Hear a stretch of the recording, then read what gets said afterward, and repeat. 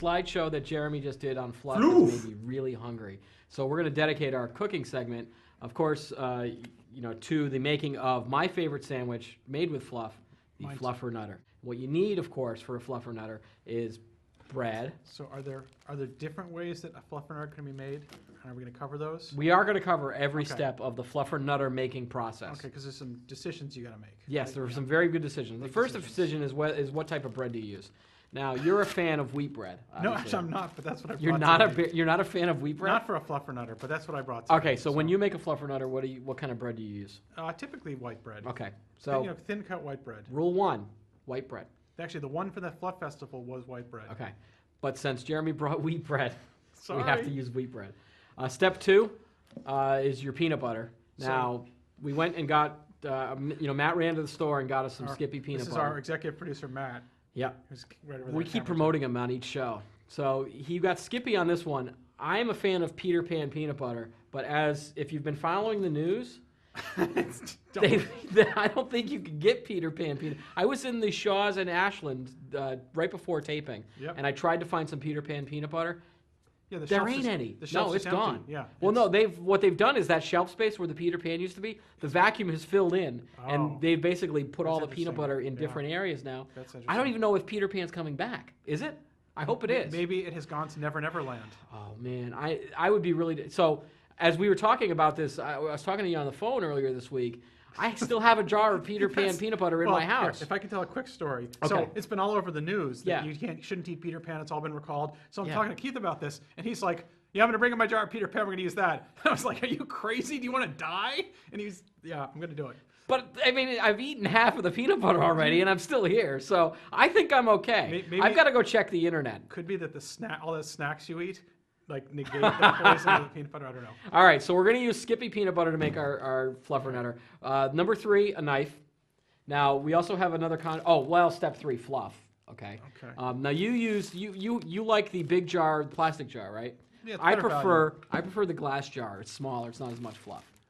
Okay. But that's okay. So we got to start up some toast. Yep, and step 5 or 4, toaster.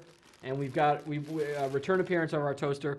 Longtime viewers of episode 1 will remember that we toasted the peanut butter and Cocoa Puff sandwich, a big hit around here as well. It's got a fire. Let's hope our smoke alarm doesn't go off. All right, so like all good cooking shows, like Rachel Ray, Martha Stewart, The Today Show, all that other stuff, Unwrapped. We've already pre-cooked our toast. So we're going to not make sure that our fire alarm doesn't go off. So we've got our 2 pieces of toast here. Look at how great that toast looks. And we made it with our Fox and Friends toaster, so it says Fox on it. It's good toast. If we can get a close-up of that. Look at that. Wow. Oh, great camera work, guys. Toast.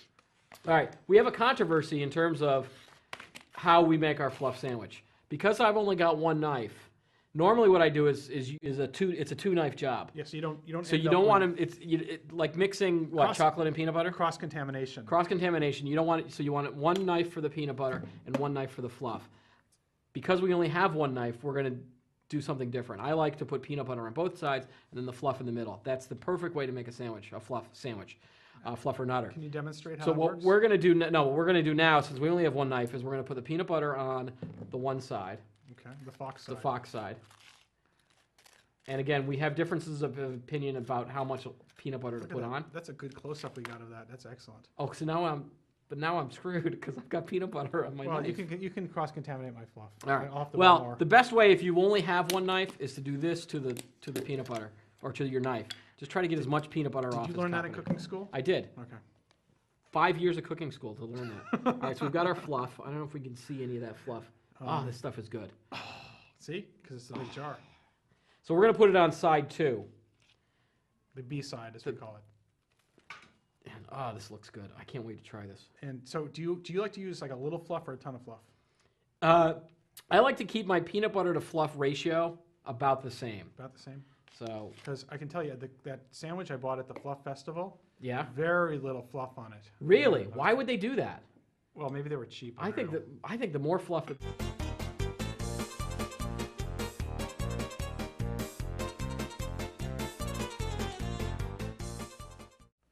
So Keith, now that we've got the peanut butter on one slice of bread and the fluff on the other, what do we do next?